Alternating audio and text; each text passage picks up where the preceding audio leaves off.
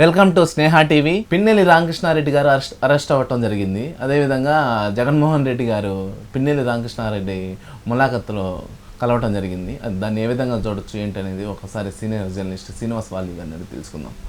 నమస్తే అండి. నమస్తే. సో నిన్న జగన్మోహన్ రెడ్డి గారు పిన్నెల్లి రామకృష్ణారెడ్డిని కలవటం జరిగింది. అసలు దాన్ని ఏ విధంగా చూడొచ్చు అంటే ఒక అరెస్ట్ అయిన ఒక ఎక్స్ ఎమ్మెల్యేని కలవటం జరిగింది. సో దాన్ని అసలు ఏ విధంగా చూడొచ్చు ఏంటి అంటే జగన్మోహన్ రెడ్డి యొక్క ప్రధాన ఉద్దేశం ఏంటంటే కార్యకర్తలకి నాయకులకి అండగా ఉన్నాడు మా నాయకుడు అనేది జనాల్లో తీసుకెళ్ళటం అనేది ప్రధాన ఉద్దేశంగా కనిపిస్తూ ఉంది. అంటే పిన్నెల్లి రామకృష్ణారెడ్డి యాక్చువల్గా చేయాలంటే మనం పక్కాగా మనం చూసాం అతను చేసిన తప్పు ఏంటి అనేది. ఈసీ తరఫున కేసు అయింది, కోర్టు నుంచి అతనికి అరెస్ట్ చేయమని ఆర్డర్ వచ్చింది, బెయిల్ కోసం పిటిషన్ పెట్టాడు, బెయిల్ క్యాన్సిల్ అయింది. సో తర్వాత అరెస్ట్ చేయడం కూడా జరిగింది.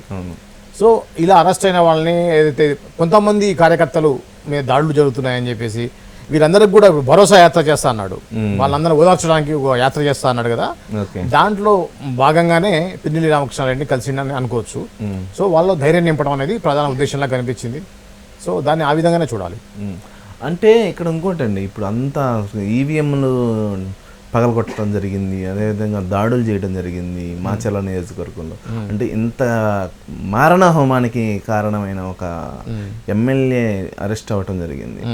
సో దీన్ని అంటే జగన్మోహన్ రెడ్డి గారు వెనకేసుకుని వస్తున్నారని అనుకోవచ్చా? ఖచ్చితంగా దాన్ని ఆ విధంగా చూడాలి. అంటే వైసీపీ కార్యకర్తలు గతంలో చాలా అరాచకాలు చేశారనేది మాకు తెలుస్తూ ఉన్నాయి. ఈ క్రమంలో ఖచ్చితంగా చర్యకు ప్రతిచర్య ఉంటుందని చెప్పేసి ఆనాడున చంద్రబాబు నాయుడు దగ్గర నుంచి చిన్న కార్యకర్త నుంచి మొదలు పెడితే, చిన్న నాయకుడి దగ్గర నుంచి మొదలు పెడితే టీడీపీలో పెద్ద నాయకుల వరకు ఇంక్లూడింగ్ పవన్ కళ్యాణ్ కూడా చెప్పడం జరిగింది. మీరు చేసేవాడానికి కూడా ఆపోజిట్ రియాక్షన్ అనేది ఖచ్చితంగా ఉంటుంది, వచ్చేది మా ప్రభుత్వమే అని హెచ్చరిస్తూ వచ్చారు. ఇప్పుడు టీడీపీ నాయకుల్లో కార్యకర్తల్లో కూడా ఒకటి ఉంటుంది, గతంలో వాళ్ళు ప్రభుత్వంలో ఉన్నప్పుడు మనం చేసిన అరాచకాలకి కేసులు పెట్టారు. ఇంక్లూడింగ్ ఇప్పుడు ఉన్నటువంటి హోమ్ మినిస్టర్ మీద 23 కేసులు ఉన్నాయి. ఓకే, అనిత గారి మీద 23 కేసులు ఉన్నాయి, ఇంక్లూడింగ్ అట్రాసిటీ కేసు కూడా ఉంది ఆమె మీద. ఏ కేసు అవకాశం ఉంటే ఆ కేసు, అటెంప్ట్ మర్డర్ కేసులు, బెయిల్స్ రానివ్వడం కేసులు కొన్ని పెట్టారు, కొంతమంది కార్యకర్తల మీద జైల్లో కూడా వేశారు. ఓకే. సో ఈ క్రమంలో ఖచ్చితంగా దాడులు ప్రారంభించారు. ఇప్పుడు జనాల్లో సింపతి రావడం కోసం ఎవరి మీద ఎటువంటి చర్య పోలీసు తీసుకున్నా కూడా ఇప్పుడు అనిత గారు ఖచ్చితంగా గతంలో వైసీపీ నాయకులు ఎవరైతే అక్రమాలకి దాడులకు పాల్పడ్డారో వాళ్ళందరి మీద కేసులు స్టార్ట్ అవుతాయి, క్లోజ్ అయిన కేసులు కూడా ఓపెన్ చేస్తా అంటున్నారు. అంటే ఇక్కడ ఇంకోటి అండి, నిన్న ఏమో ములాఖత్తులో జగన్మోహన్ రెడ్డి గారు కలిశారు కదా, బయటకు వచ్చిన తర్వాత ప్రెస్ తోటి మాట్లాడటం జరిగింది. సో అన్యాయంగా అరెస్ట్ చేశారు, అమాయకుడు అనే రీతిలో అది పెద్ద జోక్ అండి. ఎందుకంటే అన్యాయంగా అరెస్ట్ చేశారు అనేది ఎంత పెద్దదంటే మొత్తం రాష్ట్రం కాదు దేశం మొత్తం చూసింది. ఈవీఎం మిషన్లు ఏ విధంగా పిన్నెల్లి రామకృష్ణారెడ్డి పలగొట్టాడు, ఏ విధంగా స్టేట్లు దాటి పారిపోయాడు, ఏ విధంగా దొరికాడు, ఎవ్రీథింగ్ అందరికి తెలుసు, రికార్డెడ్ కదా. అది ఎక్కడ ఎవరో చెప్పింది కాదు కదా. చంద్రబాబు నాయుడు ఏదో చేశాడు, ఆ ఫైల్ మీద సంతకం పెట్టాడు, అక్రమంగా చేశాడు 370 కోట్లు, అట్లా కాదు కదా. ఇది రికార్డెడ్ ఎవిడెన్స్ ఉంది ఇక్కడ. యాజ్ ఎ సీఎంగా కింద చేసిన వాళ్ళకి సంబంధించిన దాని మీద అతను సీఎం గురించి సంతకం పెట్టాడు బాబు. స్కిల్ డెవలప్మెంట్ ఆ కేసు విషయంలో డైరెక్ట్ ఇన్వాల్వ్మెంట్ లేదు. అదే ఈ పిన్నెల్లి రామకృష్ణారెడ్డి విషయంలో డైరెక్ట్ గా సీసీ కెమెరాలో ఆయన ఈవెంట్ తీసుకుంటే పలగొట్టడం, తొక్కడం అంతా ఎవ్రీథింగ్ రికార్డ్ అయింది. దాన్ని వాళ్ళు కోర్టు సబ్మిట్ చేశారు, కోర్టు ఆయన అరెస్ట్ చేయమంది, కోర్టు చెప్పిన దాని ప్రకారం అరెస్ట్ చేశారు ఆయన్ని. అది అక్రమ అరెస్ట్ అంటాం అనేది ఇది joke of the year. So అది ఖచ్చితంగా. ఇంకోటి అదేవిధంగా వైఎస్ఆర్సీపీ శ్రేణుల మీద కానీ వైఎస్ఆర్సీపీ కార్యకర్తల మీద కానీ విపరీతమైన దాడులు జరుగుతున్నాయి అనేది జగన్మోహన్ రెడ్డి గారు ఆరోపిస్తున్నారు. ఆరోపించాలి కదా, ఆరోపించకపోతే ఎట్లా? ఇప్పుడు జనాల్లో సింపతి రావాలంటే ఆరోపించాలి, ఆరోపణలు చేస్తేనే కదా. ఇప్పుడు చేస్తారు, వీళ్ళకి ఖచ్చితంగా కేసులు బుక్ చేస్తారు, వాళ్ళని అరెస్ట్ చేయడం జరుగుతుంది. జరిగే ముందే జనాలు ఒక రకమైనటువంటి నెగిటివిటీ, గవర్నమెంట్ మీద నెగిటివ్గా ఇంపాక్ట్ కోసం అని చెప్పేసి జగన్మోహన్ ఇట్లాంటి స్టేట్మెంట్ ఇస్తేనే నిజంగా లేకపోతే వాడు దోషే, వాడి మీద కేసు పెట్టక నేను చెప్పాను చూడండి అనవసరంగా మా కార్యకర్తల మీద కేసులు పెడుతున్నారు అనేటువంటిది జనాల్లో దాన్ని తీసుకెళ్ళడం కోసం, ఆ యొక్క నెగిటివ్ ఇంపాక్ట్ క్రియేట్ చేయడం కోసం మాత్రమే జగన్ రెడ్డి ముందుగానే ఇటువంటి ప్లాన్ చేస్తున్నాడు. అంటే ఆల్రెడీ అంటే మనం టీవీలో చూస్తున్నాం, పేపర్లో చూస్తున్నామండి, టీడీపీ శ్రేణులు వైఎస్ఆర్సీపీ కార్యకర్తల మీద దాడులు చేస్తున్నారు అనేది చాలా చోట్ల మనం చూస్తూనే ఉన్నాం ఆల్రెడీ.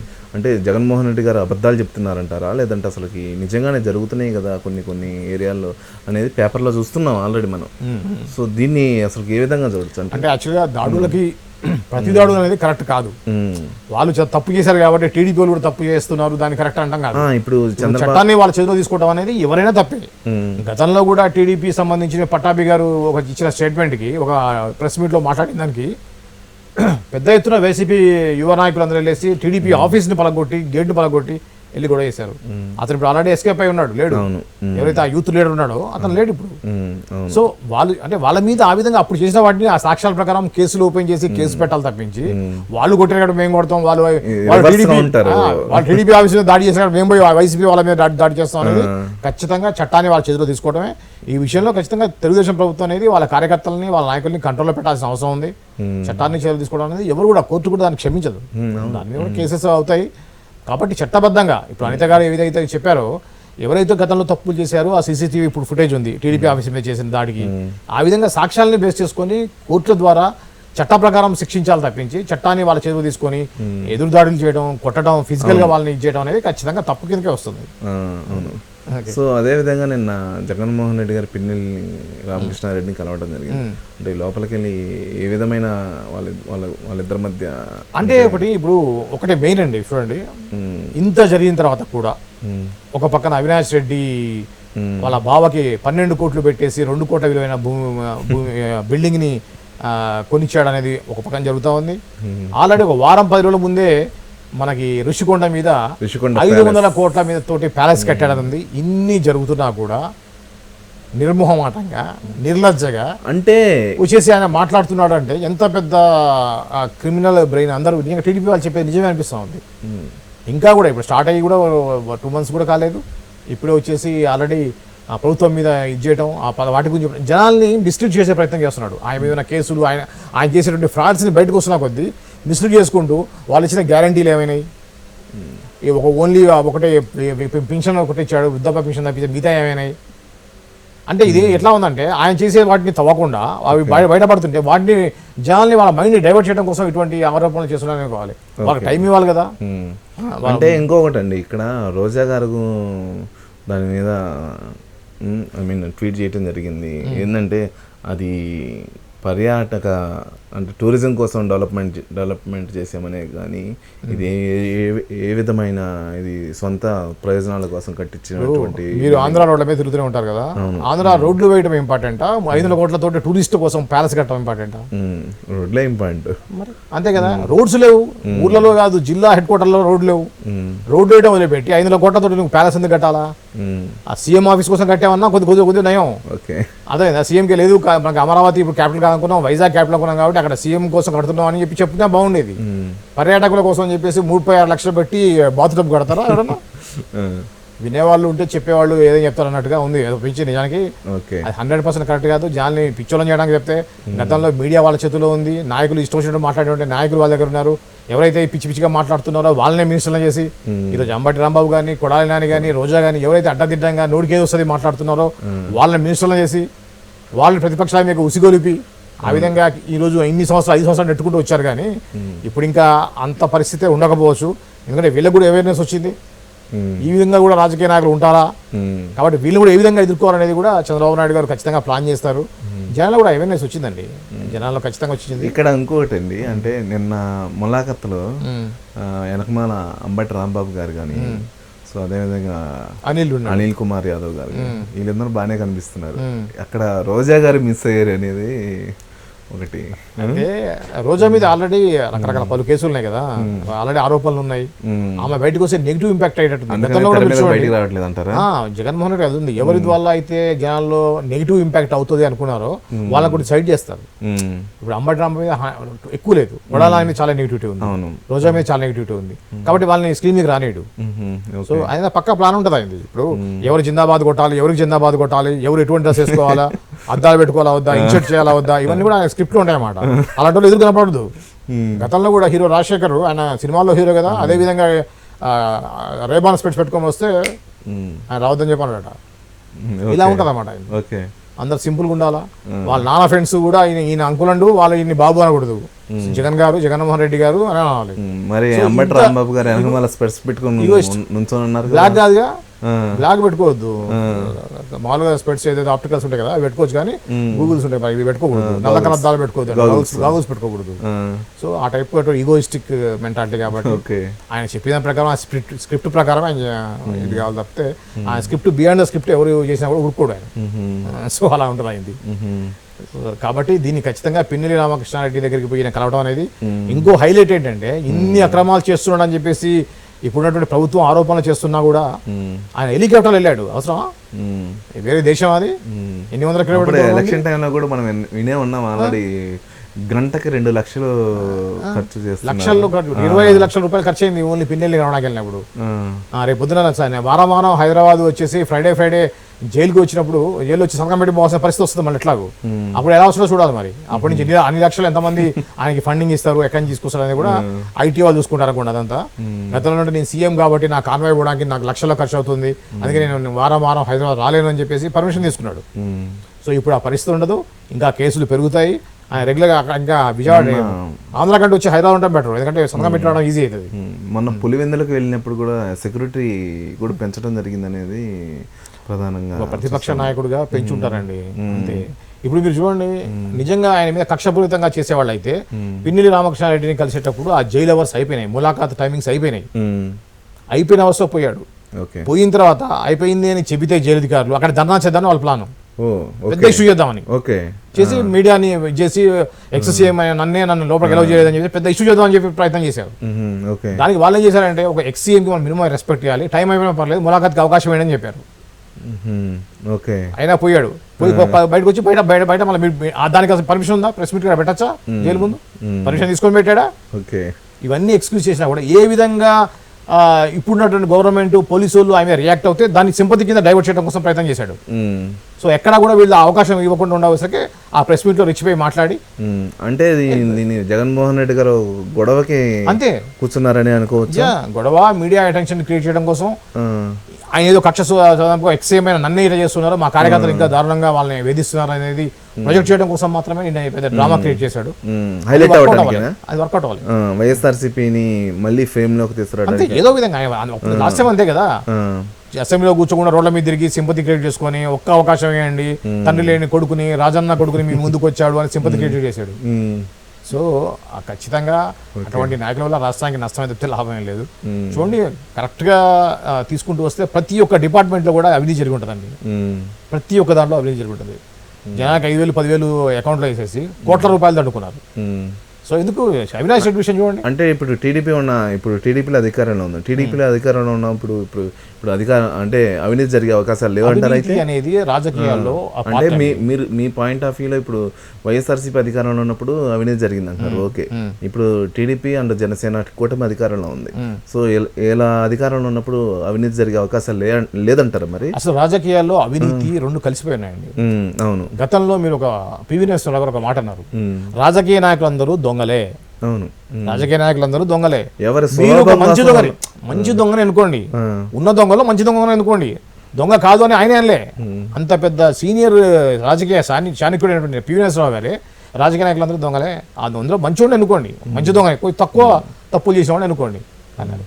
ఇప్పుడు మీరు ఆంధ్రప్రదేశ్ విషయానికి వస్తే పవన్ కళ్యాణ్ అనే ఒక వ్యక్తి మీద చాలా పాజిటివ్ ఇంపాక్ట్ అనేది ఉంది ప్రజల్లో, ఎక్స్పెక్టేషన్ చాలా ఎక్కువ ఉన్నాయి. ఆయన నిన్న కూడా పిఠాపురంలో మళ్ళీ ఒకసారి వాగ్దానం చేశాడు, పవన్ కళ్యాణ్ నేను అవినీతి చేయనని అని చెప్పేసి అక్కడ ప్రమాణం. ఇక్కడ ఇంకోటి జరిగింది, పిఠాపురంలో ఆయన పర్యటనకి వెళ్ళటం జరిగింది.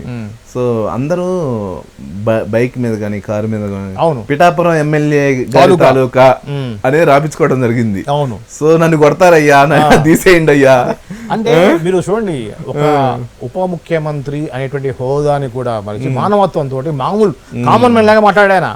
అదే పిచ్చి పిచ్చి మాట్లాడ కొడతారా ఆయన నన్ను, ఆ టైప్ అది సెన్స్. అది కొట్టేంత పరిస్థితి కానీ అది తప్పు అని చెప్పడం ఆయన ఉద్దేశం. ఇప్పుడు పవన్ కళ్యాణ్ నేను అభిమానిస్తా కాబట్టి నేను ఏదో నడుస్తూ చెల్తుంది అని కాదు కదా, బండి మీద నెంబర్ ఉండాలా. నువ్వు ఎలక్షన్ టైంలో క్రేజ్ కోసం అని చెప్పేసి నువ్వేదో పిఠాపురం ఎమ్మెల్యే తాలూకు ఉప ముఖ్యమంత్రి పవన్ కళ్యాణ్ తాలూకు అని రాసుకున్నావు, అది కాదు కదా. బండి నెంబరే ఉండాలి. ఏదైతే ఆర్టీఓ వాళ్ళు ఆర్టీఏ వాళ్ళు ఏదైతే ఉన్నారో మన ట్రాన్స్పోర్ట్ సంబంధించినటువంటి వాళ్ళకి సొమ్ములు ఉంటాయి.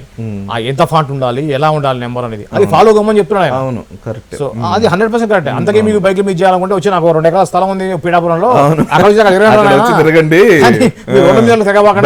చేసుకోండి. చూడండి దాన్ని బట్టి చూడండి ఎంత జెన్యున్ గా మాట్లాడుతున్నాడు ఆయన అనేది. పిచ్చి పిచ్చి మాటలు పట్టించుకోవాల్సిన అవసరం లేదు. పవన్ కళ్యాణ్ కూడా ఆల్రెడీ ఈ 10 సంవత్సరాల్లో అన్నిటికి కూడా ఆయన ప్రిపేర్ అయి ఉన్నాడు ఆయన. ఓకే. సో ఆయనకు కావాల్సింది ఆయన మోటో ప్రజలకు సేవ చేయాలని, అంతకుమించి వేరేది పట్టలేదు. ఏ మాత్రం అవగాహన ఉన్న సరే అదే అనుకుంటారు. సో పవన్ కళ్యాణ్ పాలిటిక్స్ తెలవదు అనుకున్న కారణం ఏంటంటే జిమ్ముకు చేయడం తెలవదు, మాయ చేయడం తెలవదు, ఏంటి అక్రమంగా సంపాదించి దాన్ని పార్టీకి పెట్టుకోవడం తెలియదు ఆయనకి. అది అవసరం లేదు. కొత్త నాయకత్వం ఈ విధంగా ఆలోచించాలి. ఇప్పుడు మీరు చూడండి, పవన్ కళ్యాణ్ లాంటి నాయకుడు వచ్చిన తర్వాత చదువుకున్న వాళ్ళు, యువకులు రాజకీయాలకు వస్తారు. రాజకీయం అంటే ఒక వ్యాపారం కాదు, రాజకీయం అంటే ఒక సేవ అనే విషయాన్ని జనాలకి బలంగా తీసుకుపోయే నాయకుడు పవన్ కళ్యాణ్.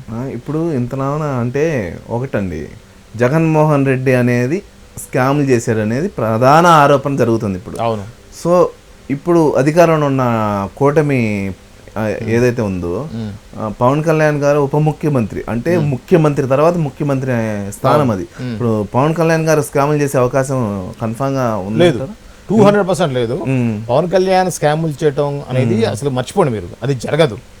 పవన్ కళ్యాణ్ ఊపిరి ఉన్నంత వరకు కూడా ఎక్కడ కూడా రూపాయి కూడా అవినీతి జరగదండి. అదే కాకుండా ఎదుటిన తెలుగుదేశం ప్రభుత్వంలో అవినీతి జరిగినా కూడా ఆయన సహించడు. ఆయనకి అవినీతి పరంగా డబ్బులు సంపాదించాలంటే ఆయన పాన్ ఇండియా స్టార్ కావడం పెద్ద విషయం కాదు. ఇండియా లెవెల్లో స్టార్ అయ్యి ఈ రోజుకు 2 కోట్లు తీసుకుంటారు, రోజుకు 10 కోట్లు తీసుకునేంత సీన్ ఉంది పవన్ కళ్యాణ్కి. ఏమో అండి, అంటే ఇప్పుడు రోజుకి 10 కోట్లు తీసుకుంటా అంటున్నారు. ఏడకొస్తే ఆ రాజకీయాల్లోకి వస్తే 100 కోట్లు తీసుకునే అవకాశాలు ఉంటాయి కదండి. ఏం చేసుకుంటాడు ఇప్పుడు రోజా వీళ్ళందరూ ఏం చేసుకుంటున్నారు మరి? అదే విధంగా అలాంటి మనిషి కాదు కదా, అలాంటి మనిషి కాదు కదా. ఉన్న పిల్లల మీద ఉన్నటువంటి ఫిక్స్డ్ డిపాజిట్ తీసుకొని పార్టీకి వాళ్ళకి పెట్టిన వ్యక్తి. నాకు తెలుసండి పవన్ కళ్యాణ్ గురించి. పవన్ కళ్యాణ్ గారు వాళ్ళ దగ్గర పనిచేసే వాళ్ళకు కూడా జీతం వేయడం కోసం ఆయన బిజీగా ఉంటే ఆయన జీతాలు లేట్ అయితే అని చెప్పేసి ఫిక్స్డ్ డిపాజిట్ కట్టేసి ఫిక్స్డ్ డిపాజిట్ ఇంట్రెస్ట్ వాళ్ళకి జీతాలు ఇచ్చేవాడు. నా ఫ్రెండ్స్, నా జూనియర్స్ అక్కడ పనిచేశారు ఆయన దగ్గర. పవన్ కళ్యాణ్ దగ్గరగా చూస్తే ఎవరైనా సరే పవన్ కళ్యాణ్ వదిలిపెట్టరు. ఆయన గురించి ఒక చిన్న మాట కూడా మాట్లాడు. నేను మీడియా ఉన్నప్పుడు ఎదురుగా మాట్లాడేవాళ్ళు ఏదో మాట్లాడుతూనే నేను వదిలేస్తా తప్పించి, వాస్తవం అంటే నాకు తెలుసు, నవ్వుకుంటా. నేను పవన్ కళ్యాణ్ గురించి పిచ్చి పిచ్చిగా మాట్లాడితే నవ్వుకుంటా. వాట్ ఈస్ పవన్ కళ్యాణ్ అనేది పవన్ కళ్యాణ్ దగ్గర నుంచి చూస్తే అర్థమవుతుంది. పవన్ కళ్యాణ్ ఇలాంటి చీప్ టెక్నిక్స్, చీప్ రాజకీయాలు చేయాల్సిన అవసరమే లేదు. చూడండి, పవన్ కళ్యాణ్ అనే వ్యక్తి దేశంలో ఒక గొప్ప నాయకుడుగా ఎదిగేటువంటి టైం మినిమం చూస్తారు. కమింగ్ 5 years లో పవన్ కళ్యాణ్ అంటే ఏంటి అనేది ఇండియా మొత్తం గుర్తిస్తుంది. ఇండియా గుర్తిస్తుంది, ప్రపంచం కూడా గుర్తించే పరిస్థితి వస్తుంది. యువకులు రాజకీయాలకు రావాలి, అవినీతి లేని రాజకీయాలు కావాలి. అర్థమైందా? రాజకీయాలు అనేది ఒక వ్యాపార మార్గం కాకూడదు, సేవా మార్గం కావాలి. ఇక్కడ ఇంకోటి ఉందండి, పక్కన ఎవరైతే చంద్రబాబు నాయుడు గారు మామూలుగా వైఎస్ఆర్సీపీ శ్రేణులు ఏదైతే అని అంటుంటారు, అవినీతికి పరాకాష్టాలు అంటుంటారు. వైఎస్ఆర్సీపీ శ్రేణులు చంద్రబాబు నాయుడు గారు గతంలో చేసి ఉండొచ్చు అండి, గతంలో జరిగి ఉండొచ్చు. ఇప్పుడు అందరికీ తెలుసు, రాజకీయాల్లో పెట్టుబడిదారులను తీసుకొచ్చిందే చంద్రబాబు నాయుడు అని చెప్పేసి గతంలో ఉన్నటువంటి సీనియర్ ఆయనతో పాటు పనిచేసిన వాళ్ళు అంటూ ఉంటారు. ఎన్టీ రామారావు గారు ఉన్నప్పుడు అప్పుడే స్టార్ట్ అయింది రాజకీయాల్లో, డబ్బులు ఎక్కువ ఉండేది కాదు. రామారావు గారి టైంలోనే చంద్రబాబు నాయుడు గారు ఎప్పుడైతే టీడీపీలోకి వచ్చారో అప్పుడే కార్పొరేట్ సంస్థలని రాజకీయాల్లో తీసుకురావడం అనేది స్టార్ట్ అయిందంటారు. సో కావచ్చు, అప్పుడున్న పరిస్థితులు అలా ఉన్నాయి. ఒక పార్టీ ఎగ్జిస్ట్ అవ్వాలంటే రాజకీయం చేయాలి.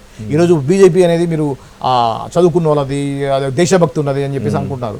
అది కూడా వాళ్ళే చెప్తున్నారు, మేము రాజకీయం, మాది రాజకీయ పార్టీ, మేము రాజకీయం ఎలా చేస్తాం అంటున్నారు. రాజకీయం చేయాలి మరి, ముళ్ళుని ముళ్ళుతో తీయాలా? నువ్వు రాజకీయం చేయమని కూర్చొని హరిరామ హరే కృష్ణ అంటే ఇంట్లో కూర్చొని పని చేస్తా అంటే బీజేపీని గెలిపారు ఈ రోజు. అంతే కదా. సో అంతే కదా. మొన్నమొదటిదా కూడా చదువుకున్న వాళ్ళ పార్టీ, ఉన్న అగ్రవర్ణాల పార్టీ బీజేపీ అన్నారు. ఈ రోజు ఎప్పుడైతే అమిత్ షా, మోడీ వచ్చేసి దానికి కమర్షియల్ రాజకీయ పార్టీగా నడిపించారు కాబట్టి ఈ రోజు దేశంలో 3వ ప్రభుత్వాన్ని ఏర్పాటు చేసింది. కానీ తగ్గింది కదండి లాస్ట్ టైం కంటే. ఇప్పుడు బీజేపీ 3వ ప్రభుత్వాన్ని ఏర్పాటు చేసింది బీజేపీ అంటే దాని యొక్క ఇంపాక్ట్ చాలా ఎక్కువ. ఎందుకంటే 2 సార్లు చేసిన తర్వాత 3వ ఖచ్చితంగా నెగిటివిటీ ఉంటుంది. ప్రభుత్వంలో ఉన్న ఎంత పెద్ద గొప్ప ప్రభుత్వం చేసినా కూడా ఉంటుంది. అలాంటప్పుడు కామన్ అది. పెద్ద అంటే తెలంగాణలో 8 సీట్లు వచ్చినట్టే మామూలు విషయం. అంటే అదే కాదు, ఇప్పుడు తెలంగాణ అంటే స్టేట్ డివైడ్ అవ్వడానికి కారణమైనటువంటి కేసీఆర్ గారినే మూడోసారి రాకుండా చేసిన గవర్నమెంట్. సో అట్లా ఖచ్చితంగా రాజకీయాల్లో ఉంటాయి. రాజకీయాల్లో అవినీతి లేదు అంటే అంత ఫులిష్ థింగ్ ఇంకోటి లేదు. అవినీతిని తగ్గించాల కోసం ప్రయత్నం చేయాలి తప్పించి, పవన్ కళ్యాణ్ గారు చెప్పినట్టుగా అవినీతిని తగ్గించాలి, అవినీతి చేసేవాడిని ప్రశ్నించాలి. యూత్ యువత అనేది రాజకీయాలకు రావాలి. ఉమ్, రాజకీయాలు అనేది ఒక ఆదాయ మార్గం కాదు, రాజకీయాలు సేవ కోసమే అనేది జనాల్లోకి బలంగా తీసుకుపోయినప్పుడు ఈ యొక్క వ్యాపారస్తులు రాజకీయాలకు రారు. అంటే ఇక్కడ ఇంకోటి అండి, ఇప్పుడు ఎవరైతే నేను మనకు ఒరిగేది ఏమీ లేదు, అవినీతి చేయకుండా ఎవరు ఉండట్లేదు ఇప్పుడు రాజకీయ నాయకులు అనేది ప్రజల్లో బాగా నాటుకుపోయింది అనేది వింటూ ఉన్నాము, చూస్తూ ఉన్నాము. దీన్ని అసలుకి పవన్ కళ్యాణ్ గారు కానీ చంద్రబాబు నాయుడు గారు మార్చే అవకాశాలు ఉన్నాయంటారా? ఒకటండి, ఏదైనా ఒక సైకిల్ అండి. అవినీతి అనేది స్టార్ట్ అయింది, ఇప్పుడు పీక్ చేరి చివరికి బాత్ టబ్బు 36 లక్షలు పెట్టుకునే స్టేజ్కి వచ్చింది అవినీతి. అక్కడి నుంచి డౌన్ ఫాల్ అయి ఉంటుంది, ఇక అంతకుమించి పరాకాష్ట ఉండదు. ఒక ప్యాలెస్ లో టాయిలెట్ వచ్చి 36 లక్షలు, 15 లక్షలు, బాత్ టబ్బు 36 లక్షలు పెట్టుకునేటువంటి అంతకంటే అవినీతి ఏముంటుందండి? నాకు తెలిసి దేశంలో ఇంతకంటే భయంకరమైన అవినీతి ఎక్కడ జరిగి ఉండదు. సో పరాకాష్ఠకు వచ్చినప్పుడు జనాలు వెక్స్ అయిపోతారు, నువ్వు ఇచ్చే 5,000 10,000 నాకెందుకు రా భయ్య, మా ఇల్లు మా రోడ్లు బాగుండాలి, నా కొడుకు చదువుకోవాలి, నా పిల్లలకు ఉద్యోగాలు కావాలి, డెవలప్మెంట్ కావాలి, నా పిల్లలకు ఉద్యోగం 1,00,000 రూపాయలు సంపాదించాలి ఐటీలో, నువ్వు ఇచ్చే 5,000 10,000 నాకెందుకు? నా పిల్లకి మంచి ఉద్యోగం వచ్చేటట్టు ఏర్పాటు చేయి, మంచి కంపెనీలు కావాలి మా స్టేట్ కి. మాట్లాడితే ఆంధ్ర నుంచి హైదరాబాద్, బెంగళూరు, చెన్నై పోయి ఉద్యోగాలు చేసిన పరిస్థితి ఎందుకు? మా దగ్గర ఐటీ కంపెనీలు రావాలి, నా పిల్లలు మా దగ్గరలో నుంచి ఉద్యోగాలు చేసుకోవాలి, అది నాకు కావాలి. కానీ నెలకు వచ్చేసి నువ్వు 5,000 10,000 ఇచ్చేసి కరెంటు బిల్లు 200 వచ్చి 300 వచ్చేది, ఈ రోజు 1,000 రూపాయలు వచ్చింది మొన్న దాకా. ఆ పరిస్థితి నుంచి మారాలి తప్పించి నువ్వు ఇచ్చేటువంటి బిచ్చం కాదు. ఎప్పుడైనా మీరు నువ్వు ఇచ్చేది ఫ్రీగా కాదు, నాకైనా నేను కష్టపడి సంపాదించుకున్నట్టు చేయాలి. నువ్వు ఆదాయ మార్గం పెంచాలి తప్పించి నువ్వు జనాల్ని బిచ్చగాలు చేస్తే వెళ్ళాము. జనాల్లో ఖచ్చితంగా ఆంధ్ర జనాల్లో అటువంటి ఐడియా వచ్చింది కాబట్టి ఈరోజు 11 సీట్లకే ప్రయత్నం చేశారు వైఎస్ఆర్సీపీని. ఖచ్చితంగా మార్పు మంచిగా ఉంది, ఇదే విధంగా మంచి వృద్ధిని కోరుకుందాం. ఆంధ్ర ఖచ్చితంగా అభివృద్ధిలో అగ్రగామిగా ఉండేటువంటి అవకాశాలు అయితే పుష్కలంగా కనిపిస్తా ఉన్నాయి. ఆల్ ద బెస్ట్ చెప్పడం తప్పించి దాని గురించి మనం బ్యాడ్గా అనుకోవడానికి ఏం లేదు. ఇప్పుడు ఫైనల్గా అంటే ఏమంటారు, పిన్నెల్ని కలవడం జగన్మోహన్ రెడ్డి గారు వెనకేసుకొని వస్తున్నారా? అంతేగా, ఇప్పుడు అన్యాయంగా అరెస్ట్ చేశాడని ఒక పదం చాలండి, అక్రమ అరెస్ట్ అనేది ఒక్క మాట చాలు. ఆయనకి ఒక ఏ విధంగా జనాలు ఇంకా నమ్ముతారు, అక్రమ అరెస్ట్ నమ్మేస్తారా? అక్కడ వీడియో ఫుటేజ్ డైరెక్ట్ కనిపిస్తా ఉంటే కోర్టు ఆర్డర్ ప్రకారం అరెస్ట్ చేస్తే అది చంద్రబాబు నాయుడు టీడీపీ కాదు కదా చేసింది. కోర్టు సాక్ష్యాలు చూసి ఇతను చేసిన తప్పు, ఈసీని ఏదైతే ఈసీ సంబంధించిన మిషన్ని ధ్వంసం చేయడం అనేది తప్పు కాబట్టి అతను అరెస్ట్ చేయండి అని చెప్పేసి కోర్టు చెప్తే అరెస్ట్ చేశారు. సో దాన్ని కూడా రాజకీయం చేయడం అనేది ఆయన చౌకబారు రాజకీయానికి అదొక నిదర్శనం. ఓకే, థ్యాంక్ యూ అండి. Thank you.